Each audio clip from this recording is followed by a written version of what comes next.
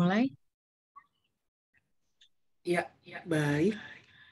Selamat sore, Briders, Insan Brilian, dan Bapak Ibu semuanya. Assalamualaikum warahmatullahi wabarakatuh. Salam sejahtera dan salam sehat untuk kita semua. Sore ini kita kembali berjumpa dalam acara Invest Talk Series yang kali ini memiliki tema yang sangat menarik. Karena sesuai dengan judul acara, kita akan mengupas tuntas terkait dengan right issue BBRI serta prospek ke depan dari holding Ultramicro. Untuk itu telah hadir di tengah kita bersama narasumber yang sangat spesial yang tentunya sudah tidak asing lagi bagi kita semua dalam kiprahnya selama ini di Bank BRI. Mbak Viviana Diah Ayu selaku CFO Bank BRI yang akan mengupas tuntas seluk-beluk right issue BBRI dan prospek ke depan dari holding Ultramicro. Selamat sore kepada Mbak Viviana. Selamat sore Mas Reza, apa kabar? Baik, alhamdulillah. Sehat-sehat ya. Ya, alhamdulillah sehat. Ya. Selanjutnya sebagai informasi, right issue BBRI sendiri ini sangat sayang untuk dilewatkan. Mengapa? Mengingat right issue ini akan menjadi aksi korporasi right issue terbesar di Indonesia, serta berpotensi masuk dalam top 3 transaksi right issue financial sector terbesar di Asia. Untuk itu, kami di Bridge pun juga sudah menyiapkan mekanisme khusus terkait penebusan right issue dari BBRI ini secara online. Mungkin nanti akan saya sampaikan di penghujung acara. Selanjutnya, adapun susunan acara dari Invest Talk Series kali ini akan dimulai dengan paparan dari Mbak Vivi, yang dilanjutkan dengan Bridge in-house overview dari equity analis kami, Mbak Eka, kemudian Q&A, lalu technical overview terkait saham BBRI dari teknikalis BRIDS, Dahna Marta, serta sebelum closing nanti, seperti yang tadi sudah sempat saya singgung, kami akan menjelaskan mekanisme penembusan right issue dari BBRI, termasuk di BRIDS. Pada sore kali ini juga telah hadir bersama kita Ibu Friderika Widyasari selaku CEO dari BRIDS. Selamat sore Ibu Kiki. Sore Bu Vivi, sore Breaker semua. Lalu selamat sore juga kami sampaikan kepada Bapak Ahmad Royadi selaku SAVP Treasury and Global Services Bank BRI. Selamat sore Pak Ahmad Royadi. Sore Mas Reza. Oke, sebelum kita mulai, silakan bagi partisipan yang ingin bertanya bisa mengajukan pertanyaan melalui chat box yang tersedia. Jadi nanti akan kita lihat ya pertanyaan-pertanyaannya, kemudian ya akan kita bahas bersama tentunya sesuai dengan waktu yang tersedia. Oke, baiklah, sepertinya partisipan juga sudah tidak sabar untuk mendapatkan paparan dari Invest Talk Series kali ini. Segera kita dengarkan paparan dari Mbak Viviana. Untuk Mbak Vivi dipersilahkan. The stage is yours. Terima kasih. Oke, thank you bro untuk introduction-nya. Selamat sore rekan-rekan semuanya. Senang sekali rasanya pada sore hari ini saya dapat bertemu dengan rekan-rekan semua untuk mengupas mengenai rencana right issue BRI yang penggunaannya tentunya adalah untuk membentuk Ultramicro Ecosystem bersama dengan PNM dan Pegadaian.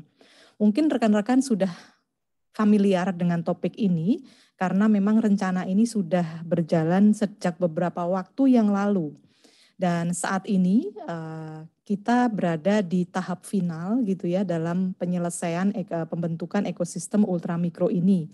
Dimulai ketika kita melakukan RUPSLB tanggal 22 Juli yang lalu, itu pemegang saham BRI telah menyetujui rencana right issue.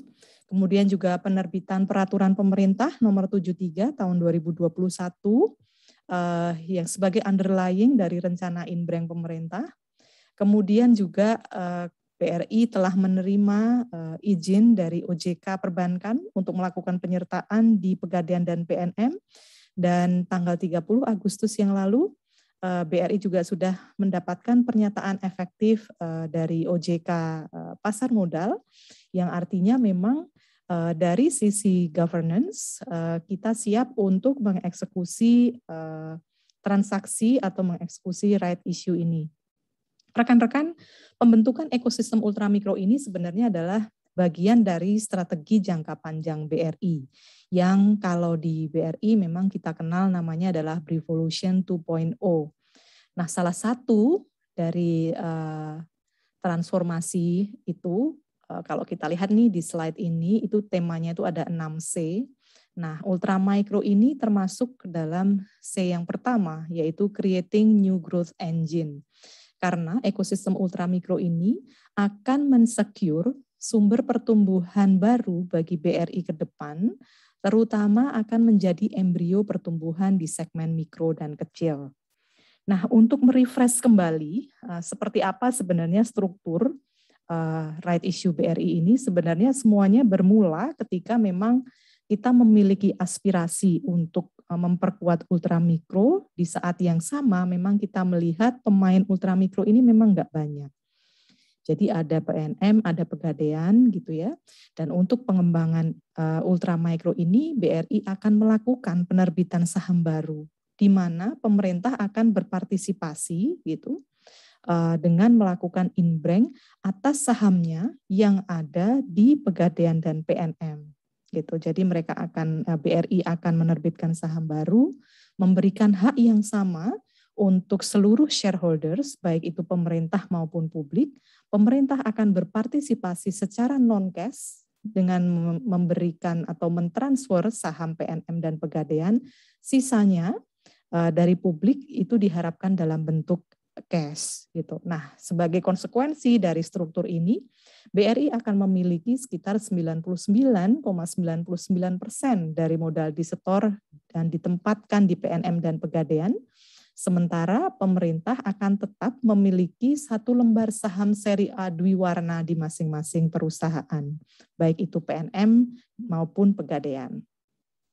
Nah, seperti apa struktur right issue dan juga indikatif timeline? Beberapa waktu yang lalu kita pernah menyampaikan bahwa untuk right issue ini kita akan menerbitkan maksimal sebanyak-banyaknya adalah 26,67 miliar saham seri B. Nah, seiring dengan beberapa diskusi, kami akhirnya menetapkan final structure sebagaimana yang bisa kita lihat bersama di slide ini. Kami akan menerbitkan sebanyak-banyaknya, berasumsi bahwa seluruh pemegang saham publik berpartisipasi, itu kami akan menerbitkan sekitar 28,21 miliar saham seri B. Atau ini akan mewakili sekitar 18,62% dari seluruh modal ditempatkan dan disetor penuh di BRI. Adapun harga pelaksanaan transaksi juga sudah ditetapkan, ini sekitar Rp3.400. Sehingga kalau teman-teman kalikan gitu ya, maka right issue ini kalau semua shareholders berpartisipasi itu size-nya kurang lebih sekitar 95 triliun. Nah, untuk rasionya, kalau kita lihat di sini, kalau di prospektus teman-teman baca gitu ya, itu 1 miliar saham yang dimiliki itu berhak untuk sekitar 230 juta HMETD. Tapi kalau kita coba turunkan gitu ya, jadi satu lot gitu ya, 100 saham yang ada yang kita miliki sekarang itu akan eligible untuk sekitar 23 HMETD.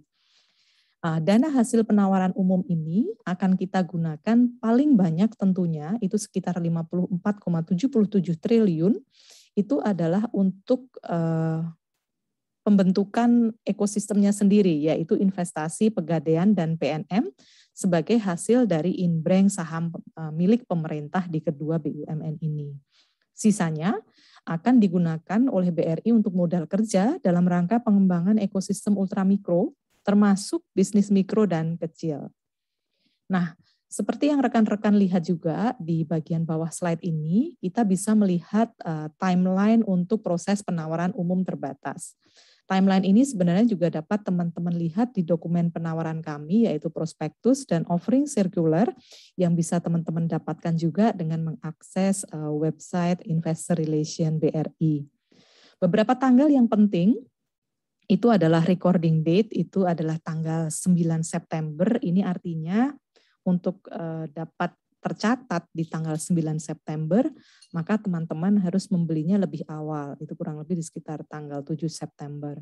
Untuk exercise periodnya sendiri, itu adalah di tanggal 13 sampai 22 September 2021. Nah, kita berharap dengan timeline ini, proses ini akan selesai di tanggal 29 September 2021. Kemudian informasi lain yang ingin kami bagikan dengan rekan-rekan di sini adalah proforma keuangan 31 Maret 2021 membandingkan antara BRI tanpa Pegadaian dan PNM, itu yang warna biru, kemudian BRI dengan Pegadaian dan PNM itu warna orange.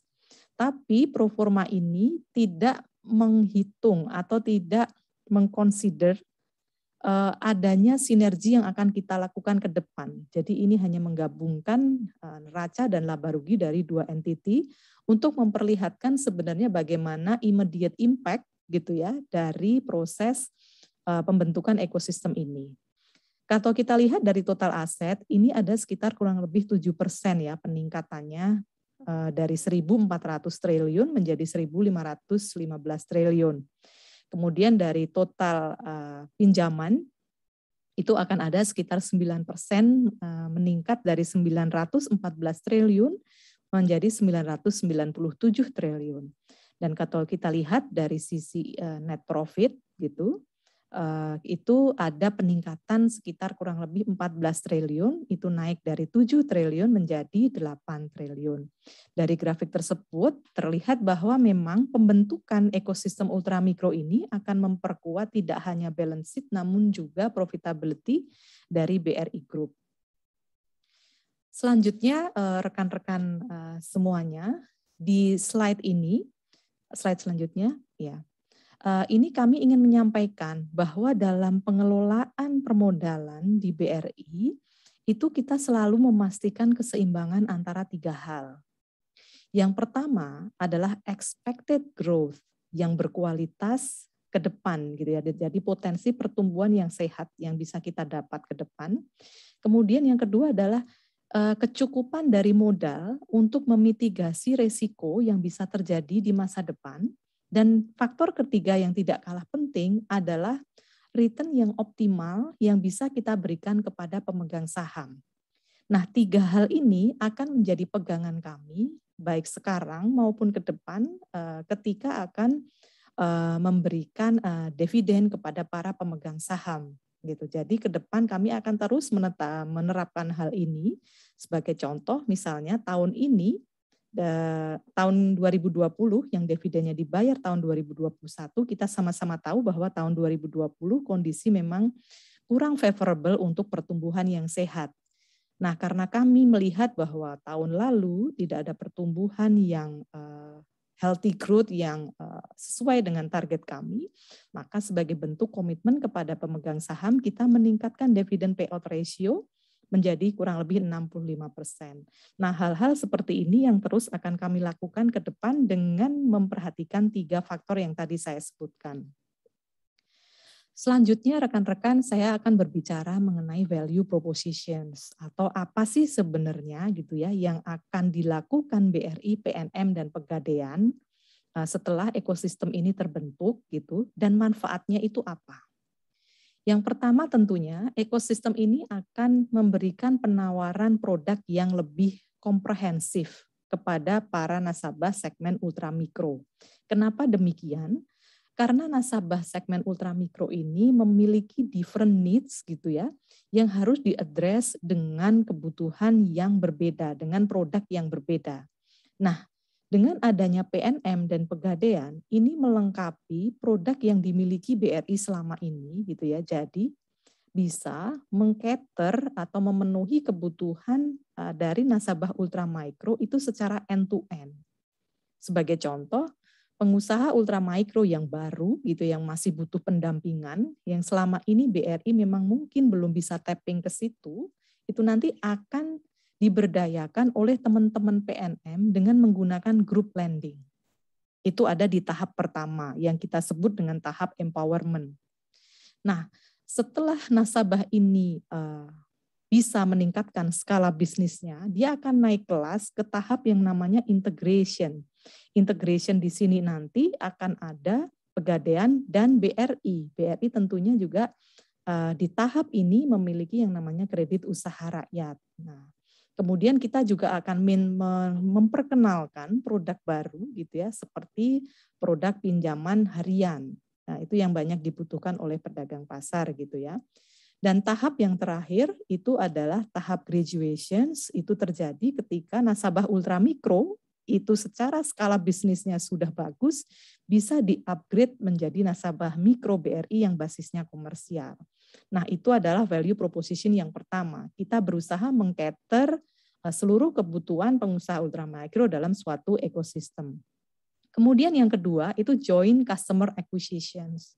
Nah, rekan-rekan, dalam joint customer acquisitions ini kita akan menggunakan agen Brilink yang sudah dimiliki oleh BRI dan juga menggunakan aplikasi integrated sales platform yang kita sebut dengan Umi Corner gitu ya, yang dapat dideploy di platform yang saat ini sudah ada. Kalau di BRI itu ada platform namanya Brispot. Di Pegadaian ada platform namanya Selena. Di PNM ada platform namanya Inisiasi Mekar. Nah, ini kita akan injek, kita akan tambahkan satu fitur yang namanya Umi Corner yang akan membantu loan officers di ketiga entitas ini untuk saling memberikan referral, untuk memonitor sejauh mana aplikasi pinjaman itu diproses oleh entiti yang lain gitu.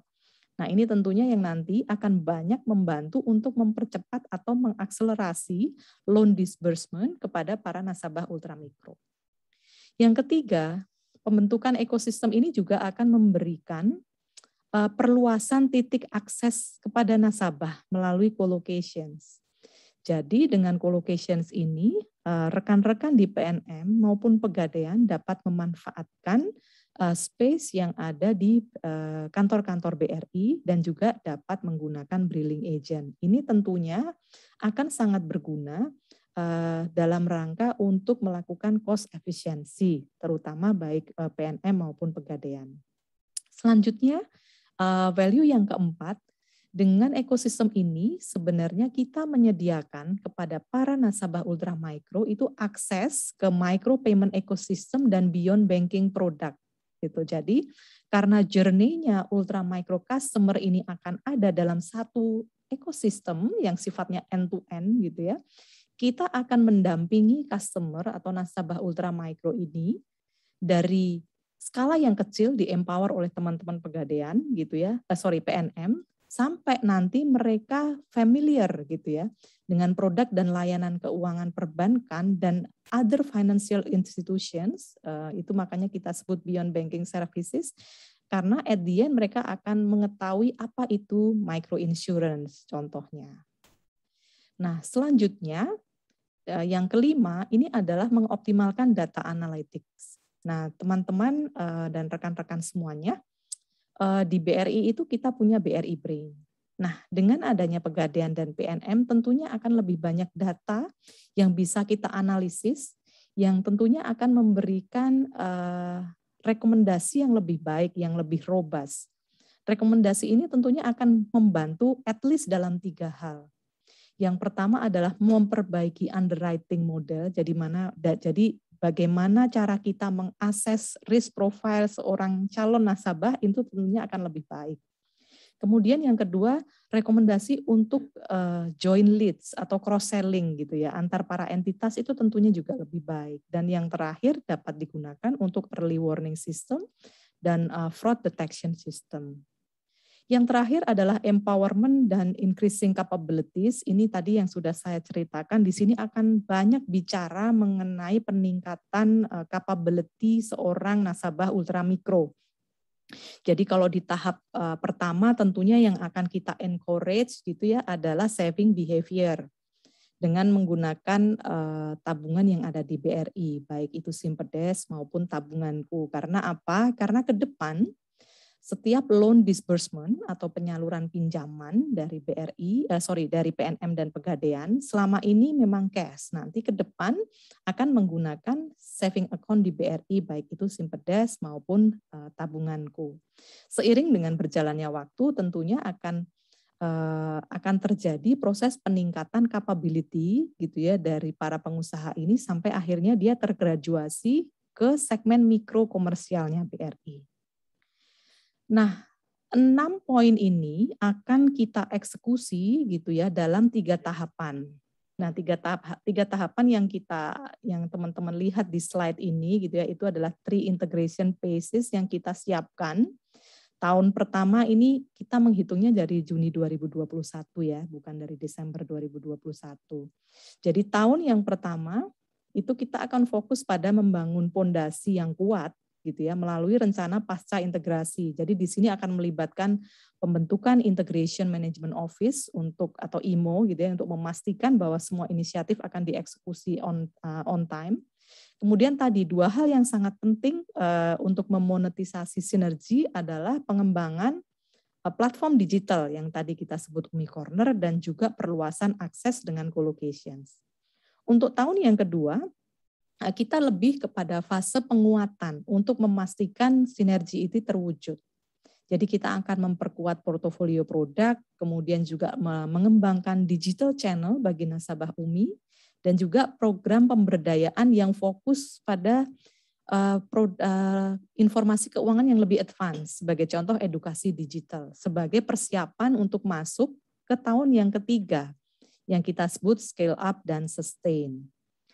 Nah, teman-teman sekalian, itu adalah 3 integration phase yang akan sangat didukung sebenarnya dengan hybrid bank strategy yang saat ini dimiliki oleh BRI.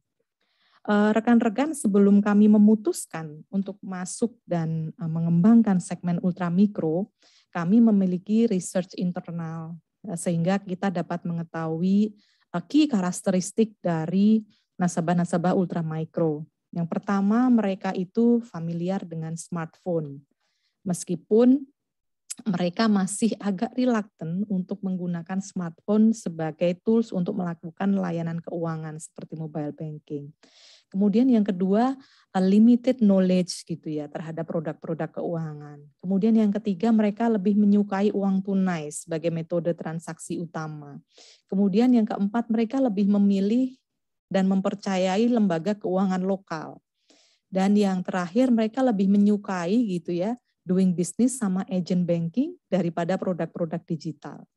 Nah, dengan melihat karakteristik itu, kita sangat yakin bahwa hybrid bank strategi yang kita punya yang menggabungkan antara strong network presence dengan digital capabilities di BRI itu akan sangat tepat dalam mengakselerasi pertumbuhan segmen ultramikro. Strong network presence akan sangat berguna untuk mengasistensi para nasabah ultramikro dengan karakteristik yang tadi saya jelaskan.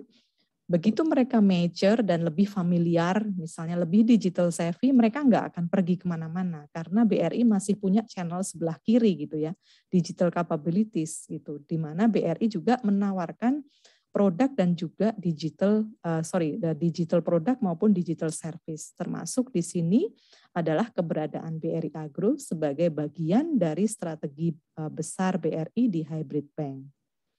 Nah, rekan-rekan, menyimpulkan presentasi atau paparan saya pada sore hari ini, kita percaya bahwa pembentukan ekosistem ultramikro ini akan membantu mensecure dan mengoptimalkan potensi pertumbuhan BRI ke depan, terutama segmen mikro.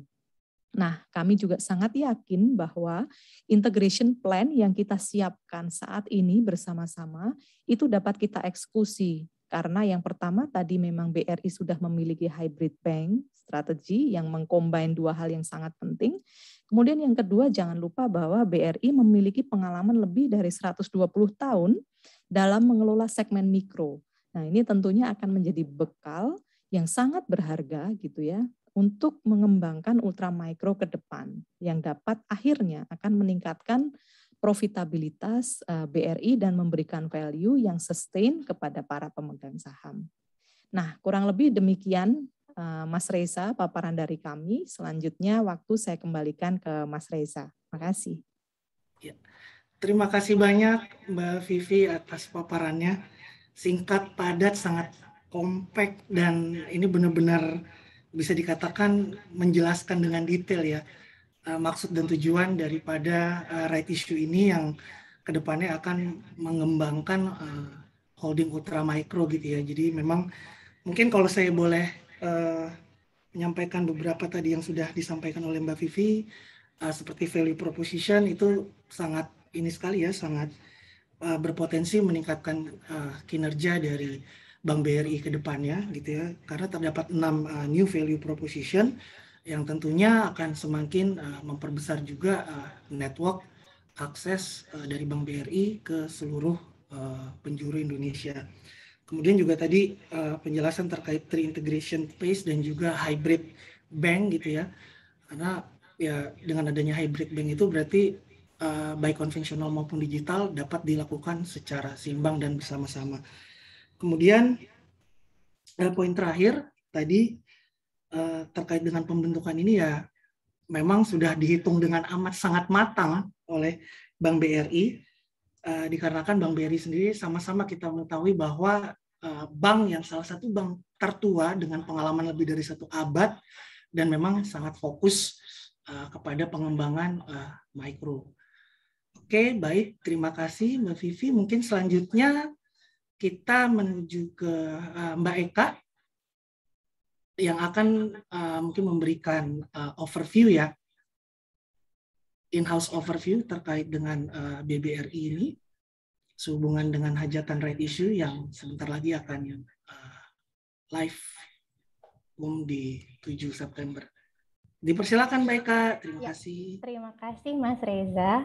Jadi mungkin seperti tadi Bu Vivi sudah memberikan paparannya ya. Jadi memang pembentukan holding ultramikro ini bisa dibilang amat sangat strategis dan krusial untuk perekonomian di Indonesia, karena kita tahu kalau sektor UMKM sendiri itu merupakan tulang punggung dari perekonomian Indonesia, dan dengan right issue ini dan Pegadaian PNM akan bergabung ke BRI Group ini sebenarnya memang menciptakan satu ekosistem yang lebih lebih komplit gitu untuk mulai men-tap dari segmen ultramikro, karena kalau kita lihat memang selama ini kebanyakan institusi yang menjangkau ultramikro itu kebanyakan adalah peer-to-peer lending atau fintech.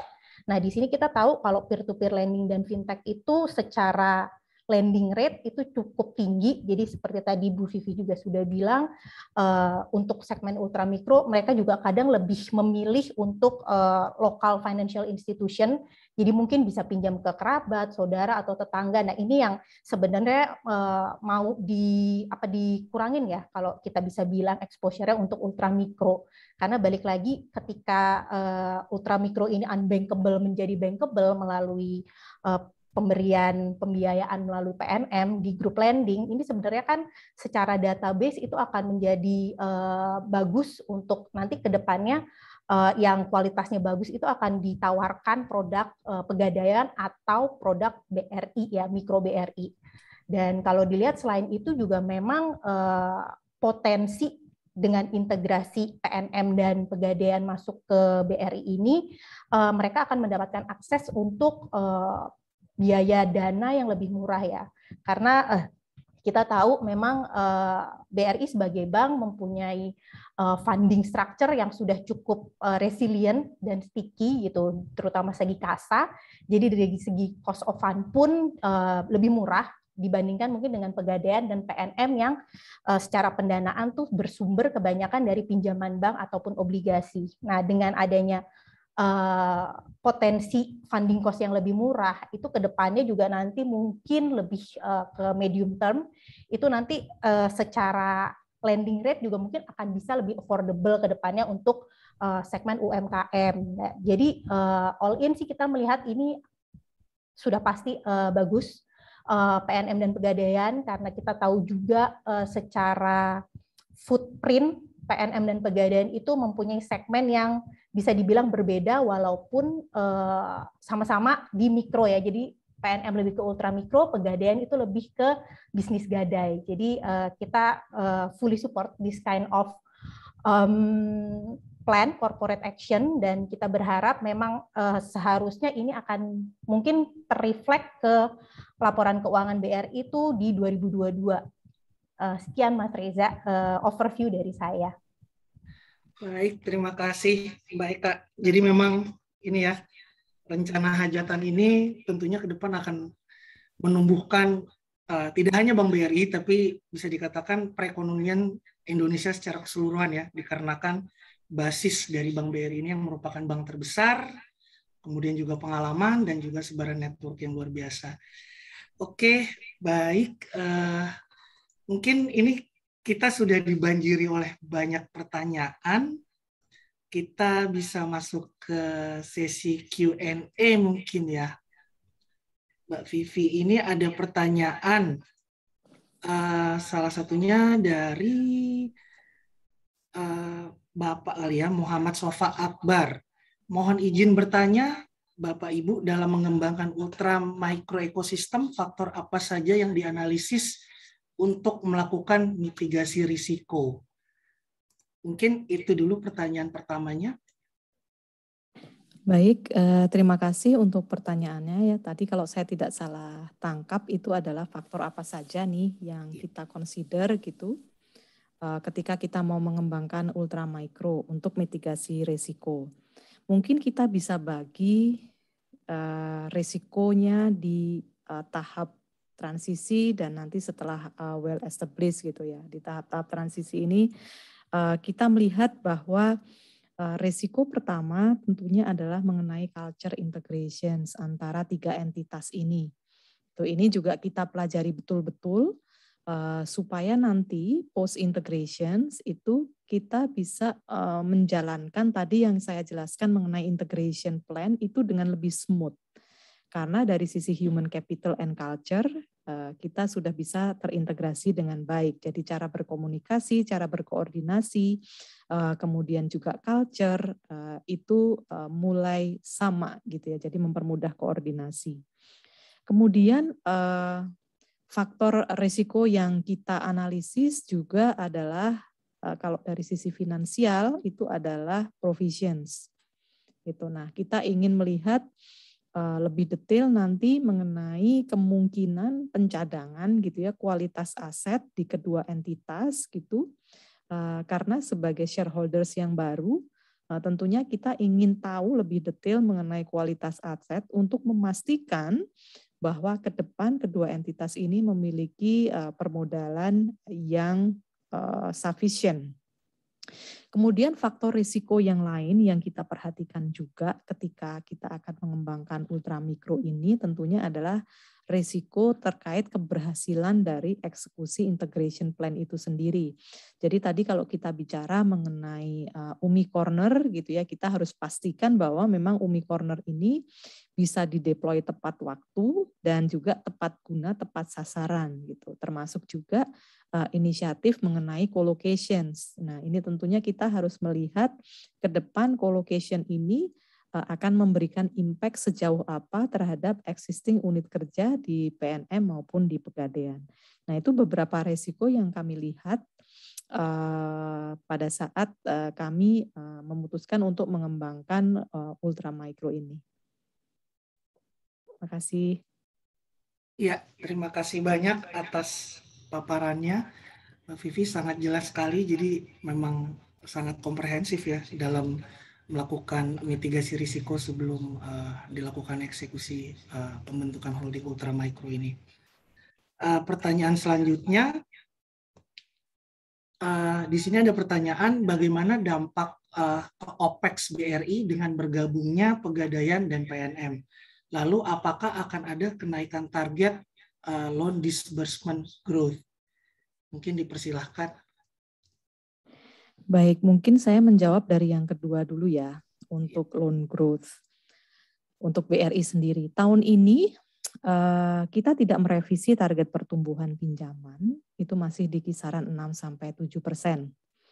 tahun depan kita berharap ada pemulihan recovery dari ekonomi karena kita berharap bahwa pandemi juga sudah mulai mereda.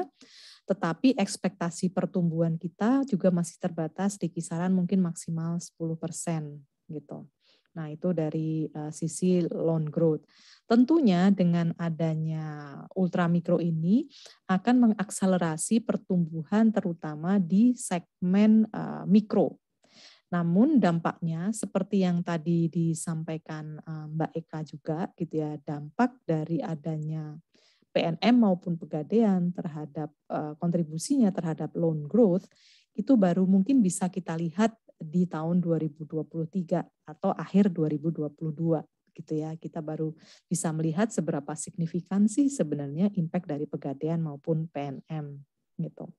Nah, untuk OPEX operating expense sendiri sebenarnya kalau kita bicara dari ekosistem ultramikro mungkin akan lebih banyak impact-nya untuk teman-teman di Pegadaian dan PNM karena akan ada co-locations, kemudian akan ada cost of fund reduction gitu. Nah, itu mungkin akan banyak membantu menurunkan atau mengimprove efisiensi di PNM dan Pegadaian. Untuk BRI sendiri gitu ya, kita akan banyak terbantu dari sisi cost of fund reduction. Karena apa? Seperti yang tadi saya sampaikan, ke depannya loan disbursement-nya ini akan lewat saving account-nya BRI, gitu, tabungannya BRI, baik itu Simpedes maupun tabunganku.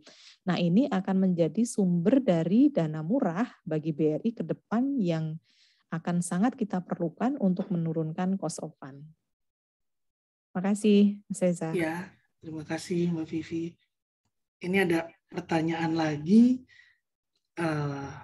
Ini sepertinya retailnya lumayan advance nih. Langkah-langkah apa saja yang dilakukan oleh BRI untuk menjaga level ROI yang ada saat ini?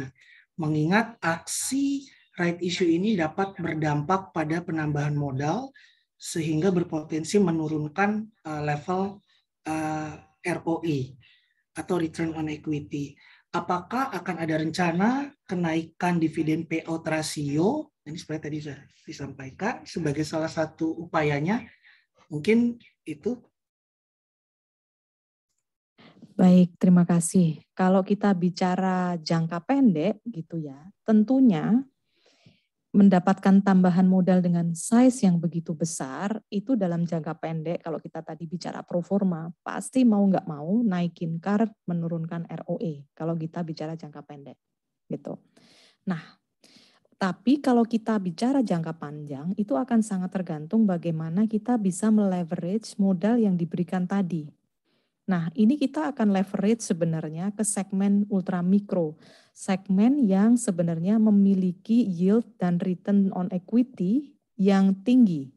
Gitu. Itulah kenapa sebenarnya BRI mentargetkan dalam 5 tahun ke depan return on equity-nya itu bisa kembali ke level 16-17% karena adanya ekosistem ultramikro ini. Nah, itu di in the long run within 5 years gitu. Tapi kalau bicara jangka pendek tadi memang akan ada penurunan ROE. Nah, tetapi rekan-rekan tadi perlu merecall kembali slide saya mengenai capital management. Jadi kita dalam menerapkan capital management ada 3 hal tuh yang kita perhatikan. Yang pertama potensi pertumbuhan yang sehat ke depan. Yang kedua adalah kecukupan permodalan untuk memitigasi risiko. Yang ketiga adalah optimal return kepada shareholders yang bisa kita berikan. Nah, kita membuka opsi bahwa tahun ini dan juga probably tahun depan, kalau kondisi perekonomian juga belum cukup kondusif, di mana kita tidak bisa mencapai target pertumbuhan yang sehat, gitu ya, kita membuka opsi untuk mereview kembali dividen payout ratio kita untuk memberikan dividen yang lebih tinggi. Kurang lebih demikian, Mas. Ya, terima kasih Mbak Vivi. Jadi memang ini ya kesimpulannya, dikarenakan ini transaksi dengan value yang sangat besar pasti secara jangka pendek berimpact, namun strategi untuk jangka panjang sudah disiapkan agar tetap dapat memberikan performa yang baik dan leverage opportunity yang ada ya, dan kembali menjaga level ROE sekitar 16 hingga 17% ya Mbak Vivi. Kemudian pertanyaan selanjutnya, adakah rencana penggunaan dana right issue ini itu digunakan juga untuk melakukan equity capital injection ke perusahaan anak dari BRI Group? Mungkin salah satunya di sini mengingat Agro dalam hal ini juga akan menggelar aksi korporasi right issue dalam waktu dekat sehubungan dengan persiapannya untuk menjadi bank digital di Indonesia. Baik, terima kasih. Jadi rekan-rekan memang betul BRI Agro saat ini juga sedang dalam proses persiapan right issue dan itu sebenarnya sudah kami budgetkan. Kami selalu membudgetkan mungkin kurang lebih sekitar 3-5 triliun setiap tahun untuk melihat apakah ada potensi penguatan permodalan di perusahaan anak. Untuk BRI Agro sendiri itu tidak akan menggunakan cash proceed dari right issue ini karena memang sudah kami budgetkan. Nah, kemungkinan besar cash proceed ini kita juga sedang melihat kemungkinan kalaupun akan ada equity capital injection itu adalah ke Pegadaian maupun PNM, tapi tidak dalam jangka waktu dekat ya. Kita nggak bicara dalam 1 tahun ke depan gitu. Karena kita lihat kalau nanti pertumbuhan bisnis di Pegadaian dan PNM itu meningkat dan mereka membutuhkan permodalan, nah kemungkinan kita akan melakukan equity capital injection. Iya, terima kasih Mbak Vivi. Selanjutnya ada pertanyaannya mungkin cukup simpel, tapi mungkin ini memang Bu Vivi nih yang bisa jawab nih. Apa pertimbangan penetapan harga eksekusi right issue di level 3.400? Ini ada salah satu pertanyaan dari investor retail, dipersilahkan. Baik, jadi ada 3 hal sebenarnya yang menjadi determinan utama dalam menentukan harga right issue 3.400. Yang pertama, teman-teman, kami melakukan right issue di situasi yang tidak mudah. Di tengah kondisi pandemi dengan kondisi makro yang sangat challenging gitu ya. Ini juga yang kami perhatikan karena kondisi makro ini nanti akan berpengaruh kepada fluktuasi harga saham BRI. Kenapa fluktuasi harga saham BRI menjadi penting gitu ya? Karena kalau kita melihat timeline dari penetapan pricing itu di sekitar akhir Agustus kemarin gitu sampai dengan periode eksekusi itu jedanya cukup lama gitu. Jadi kami harus cermat dalam memperhatikan fluktuasi harga saham BRI sampai dengan periode eksekusi. Kemudian yang faktor yang ketiga gitu ya, tadi adalah memberikan insentif sebenarnya kepada existing shareholders tanpa harus memberikan kesan bahwa memang BRI ini dijual murah. Karena apa?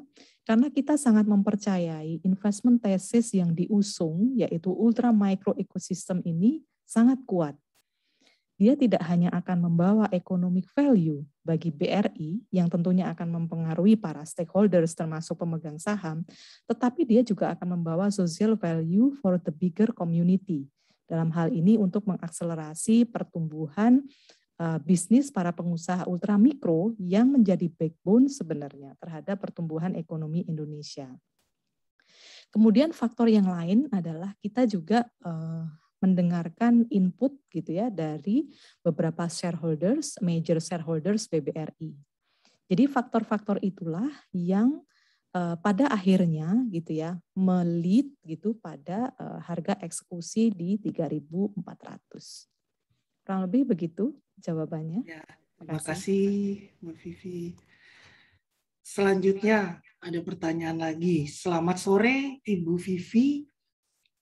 Melihat struktur cost PNM dan Pegadaian saat ini, apa immediate cost sinergi sebagai dampak dari konsolidasi 3 entities ini? Mohon di-share juga sinergis revenue yang diharapkan dalam jangka panjang. Mungkin ini lebih kurang tadi sepertinya sudah sempat Ibu paparkan ya, tapi mungkin ada yang lebih spesifiknya, Mbak Vivi dipersilakan. Baik, oke, makasih pertanyaannya. Low hanging fruit-nya untuk ekosistem ini itu sebenarnya pertama itu adalah cost of fund reduction ya. Dalam hal ini adalah terutama untuk teman-teman Pegadaian dan PNM yang selama ini memang mereka tidak bisa mengumpulkan secara langsung dana dari masyarakat seperti BRI karena mereka memang bukan bank gitu ya. Nah ini tentunya yang akan kita backup ke depan itu sumber dari efisiensi yang pertama. Sumber efisiensi yang kedua itu berasal dari tadi rencana co-locations yang tentunya akan membantu teman-teman Pegadaian dan PNM gitu ya. Ke depan mungkin tidak perlu lagi menyewa unit kerja baru atau membeli gitu ya gedung atau bangunan karena nanti kita akan share service gitu ya menggunakan branches dari BRI yang aksesnya titik atau poinnya itu memang lebih luas gitu. Jadi itu dua sumber efisiensi yang mungkin bisa kita nikmati dalam waktu dekat. Kalau berbicara mengenai revenue gitu ya di dalam untuk jangka menengah panjang gitu ya seperti yang tadi saya sampaikan adalah higher loan growth yang mungkin baru bisa kita lihat di akhir 2022 atau awal 2023. Higher loan growth dengan higher yield ini tentunya akan memberikan revenue yang lebih banyak gitu untuk entity baik itu BRI maupun Pegadaian maupun PNM gitu dengan adanya tadi joint marketing mechanism, the joint acquisitions gitu. Kurang lebih itu Mas Reza. Iya, terima kasih Mbak Vivi, sangat clear ya penjelasannya. Mungkin ini ada, karena ini pertanyaannya sebenarnya banyak banget, tapi kami juga pilih-pilih mengingat waktu yang terbatas. Sepertinya ini pertanyaan yang terakhir dari Pak Prasetyo ya. Bagaimana strategi untuk menaikkan kelas nasabah ultramikro tersebut menjadi nasabah mikro dan seterusnya. Mungkin ini lebih kepada strategi dari Bank BRI kali ya terhadap pemberdayaan nasabah-nasabah ultramikronya untuk dapat naik kelas ke kelas yang lebih tinggi. Baik, terima kasih Pak Pras untuk pertanyaannya. Salah satu hal yang unik dari ekosistem pembentukan ekosistem ini adalah model bisnis yang berbeda yang dimiliki PNM, Pegadaian maupun BRI. Model bisnis yang berbeda ini tetap kami pertahankan.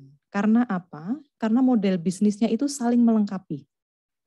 Gitu ya. Ketika kita bicara teman-teman PNM dengan model bisnis group lending dan juga empowerment gitu ya. Mereka akan mengadres target market atau target segmen yang saat ini belum bisa di-tap oleh BRI. Gitu ya. Jadi teman-teman PNM ini akan masuk pertama untuk melakukan pemberdayaan. Tadi yang saya sampaikan empowerment stage. Gitu. Di tahap empowerment ini tentunya PNM ke depan akan disupport dengan teknologi BRI sehingga dapat melakukan proses empowerment ini gitu ya, building capability, scalability dari ultra micro customers ini dengan lebih efisien.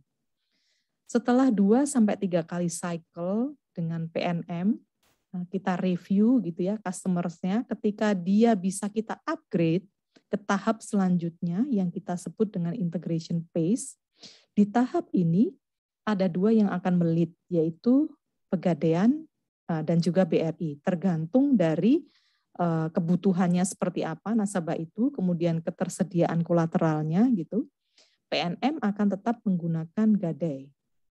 BRI di sini akan menggunakan kredit usaha rakyat atau KUR gitu. Nah, di tahap ini yang tadi saya sempat sebutkan, paling penting di tahap integration ini adalah enhance the business capability. Karena ini sangat krusial gitu ya untuk membangun capability bisnis sampai pada akhirnya nasabah ultramikro ini terupgrade atau tergraduation gitu ya, tergraduate ke fase yang terakhir yaitu fase upgrade. Di sini dia memang akan kita offer dengan produk-produk yang basisnya adalah commercial micro banking. Jadi strateginya seperti itu. Di tahap empowerment, memang empowerment building the scale, building capability gitu ya. Empower, like tadi, encourage the saving behavior gitu, memperkenalkan mereka dengan produk-produk perbankan gitu ya, yang sifatnya masih plain. Nah, ini seiring dengan journey-nya customer di setiap fase itu akan di-treat dengan berbeda sampai akhirnya mereka siap untuk ke fase yang terakhir menjadi nasabah mikro BRI. Gitu, Mas Reza, makasih. Ya, terima kasih sekali Mbak Vivi. Jadi penjelasannya sangat clear ya, Pak Prasetyo. Jadi memang tujuan dari holding ultra micro ini tidak hanya mengembangkan nasabah ultra micro, maksudnya memberikan fasilitas perbankan secara menyeluruh, tapi juga meningkatkan kelas dari nasabah ultra micro tadi, ujungnya dapat upgrade menjadi nasabah micro, dan mungkin kalau lebih baik lagi bisa seterusnya. Oke, mungkin sesi tanya jawab kita akhiri dahulu, kemudian sekarang kita masuk ke sesi yang mungkin ini memang ditunggu-tunggu nih, biasanya di Investock, di setiap Investock series ya, yaitu terkait dengan technical overview dari emiten yang kita bahas. Jadi saat ini kita sedang membahas saham Bank BRI. Mungkin Mas Marta, cek Mas Marta. Ya, Pak Reza. Ya, dipersilahkan. Baik, menarik sekali ya. Terima kasih Pak Reza, terima kasih Bu Vivi, dan salam hormat, salam sehat selalu Bu Vivi dan juga Bu Kiki. Mohon izin saya terlebih dahulu ya.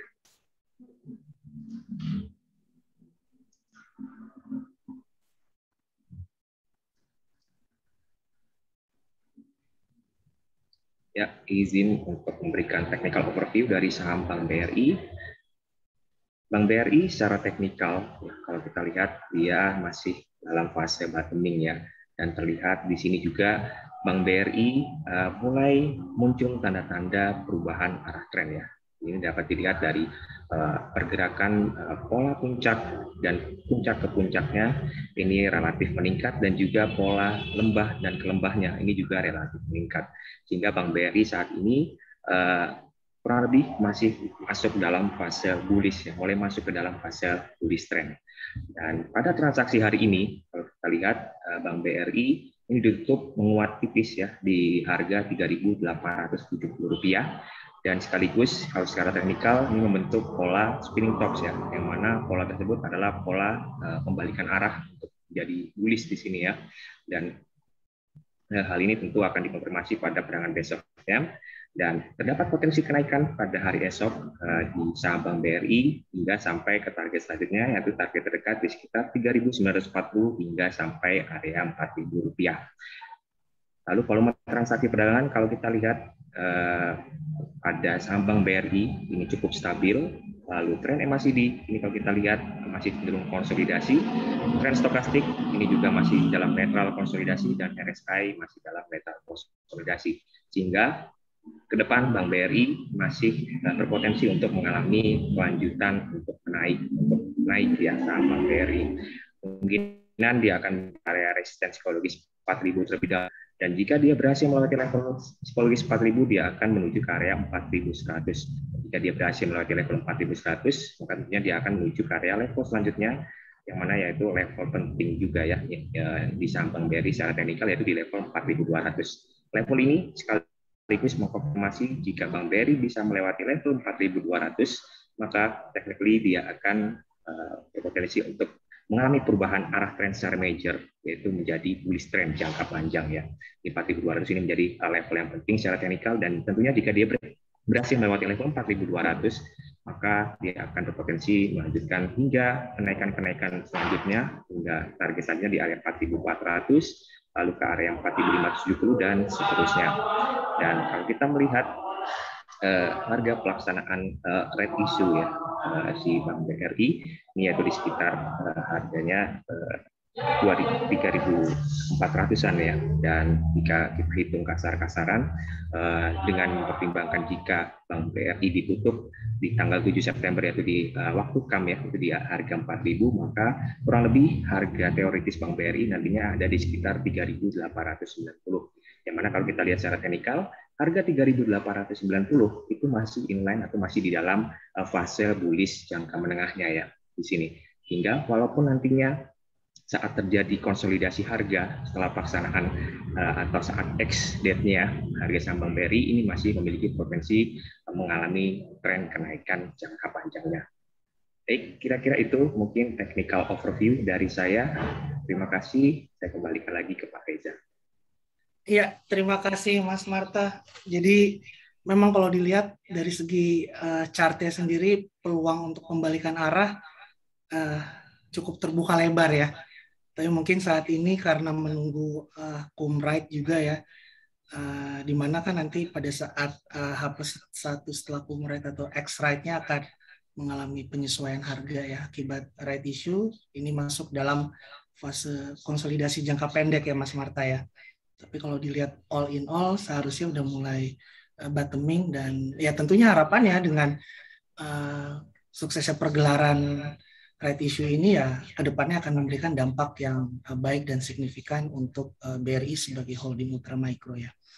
Oke, terima kasih sekali paparannya. Mungkin ini tahap menjelang closing, jadi ini giliran saya nih sebagai mewakili perusahaan efek ya, dalam hal ini BRIDS, untuk menjelaskan terkait dengan structure mekanisme dari pelaksanaan right issue itu sendiri. Nah, mungkin di sini Bapak Ibu rekan-rekan sekalian bisa melihat prosedur pelaksanaan HMETD. Jadi HMETD itu adalah hak memesan efek terlebih dahulu.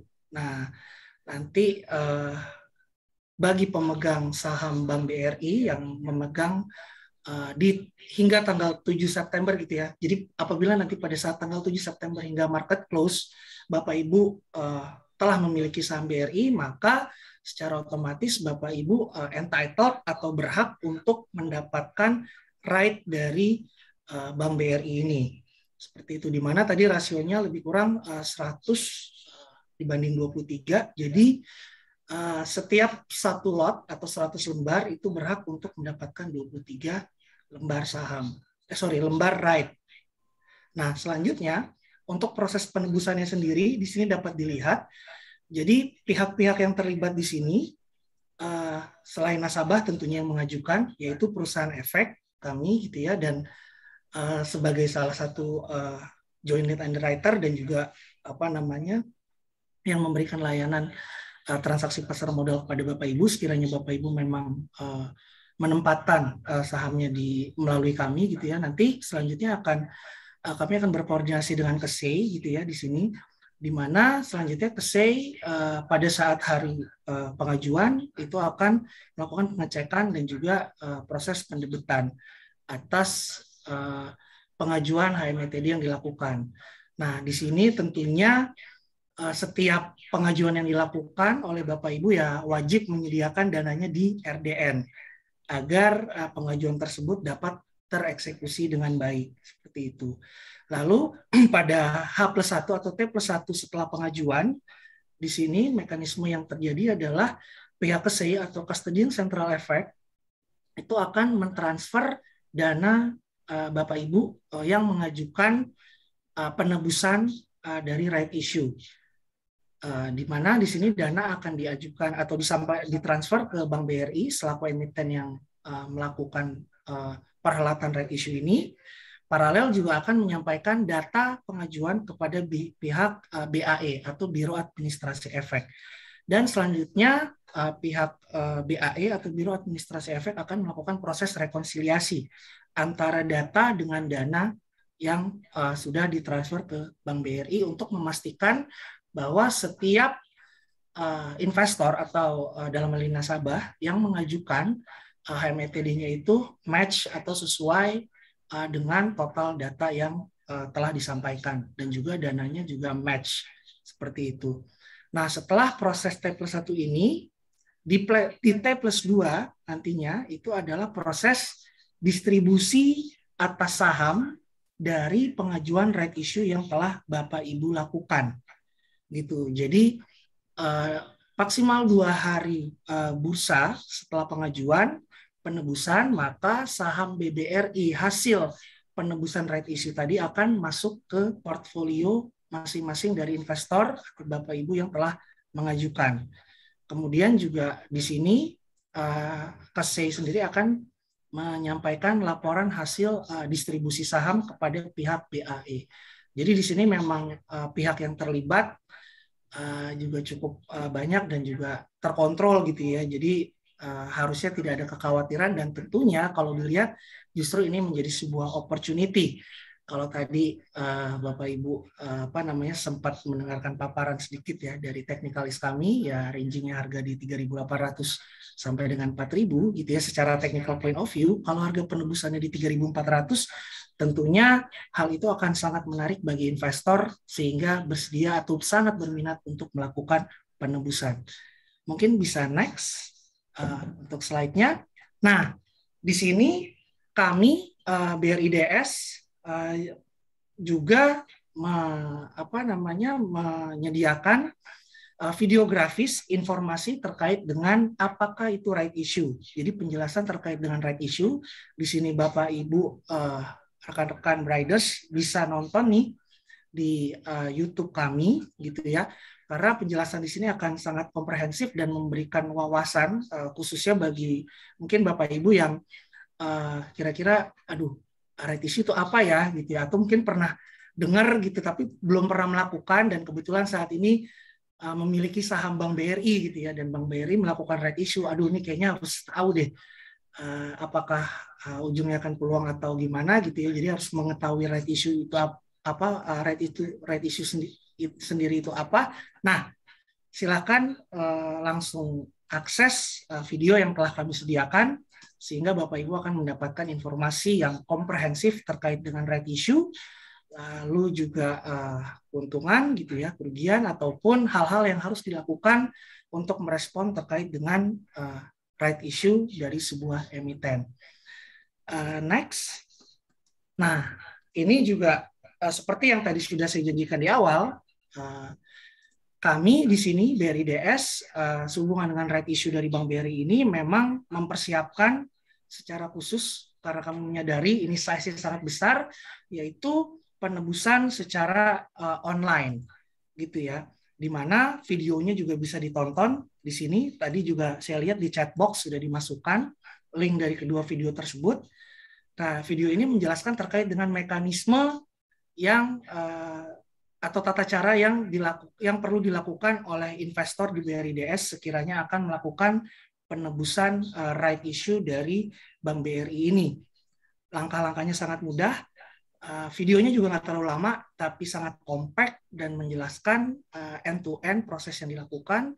Yang penting sebelum meng-enter tombol, pastikan jumlah right-nya itu pas gitu ya dengan yang akan di-submit, dan juga jangan lupa RDN-nya harus terisi sejumlah dana sesuai dengan nominal pengajuan right yang akan dilakukan.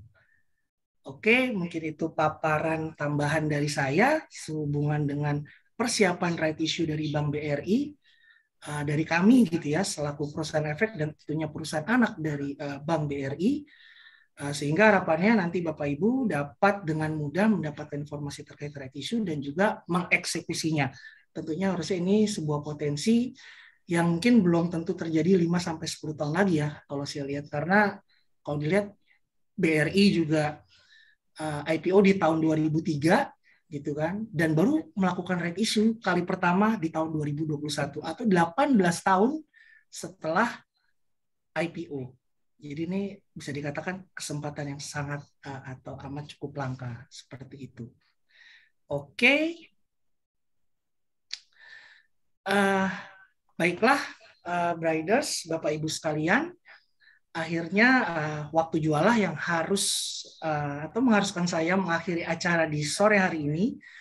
Tentunya terima kasih banyak di sini kepada Mbak Vivi selaku narasumber ya, dan tentunya CFO dari Bank BRI yang telah bersedia menyediakan waktu untuk memberikan paparan terkait dengan seluk-beluk ataupun kupas tuntas dari right issue Bank BRI ini. Dan tentunya juga untuk Mbak Ana dan tim IR Bank BRI yang telah memberikan support sehubungan dengan pelaksanaan acara ini. Terima kasih juga untuk Mbak Eka dan juga Mas Marta atas paparan yang sudah disampaikan, dan tentunya tak lupa bagi Briders, Insan Brilian, dan seluruh Bapak Ibu yang telah berpartisipasi dalam acara sore ini. Tak lupa juga saya mengingatkan kembali bagi yang belum memiliki rekening di BRI DS, silahkan buka rekening melalui e-form.danareksa online.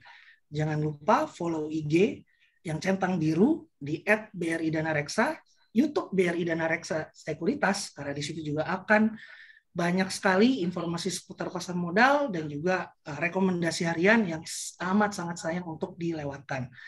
Lalu juga bisa join di official Telegram channel kami di @BRIDS_official_channel. Selanjutnya, saya secara pribadi juga mengucapkan mohon maaf apabila terdapat kekurangan dalam pelaksanaan acara ini, dan sampai jumpa di Investalk series berikutnya. Briders, Bapak Ibu semua, thank you, stay safe and healthy, happy cuan and cayo. Terima kasih. Terima kasih Mbak Vivi. Terima kasih. Terima kasih, Terima kasih. pamit semuanya. Sehat-sehat. Selamat. Ya.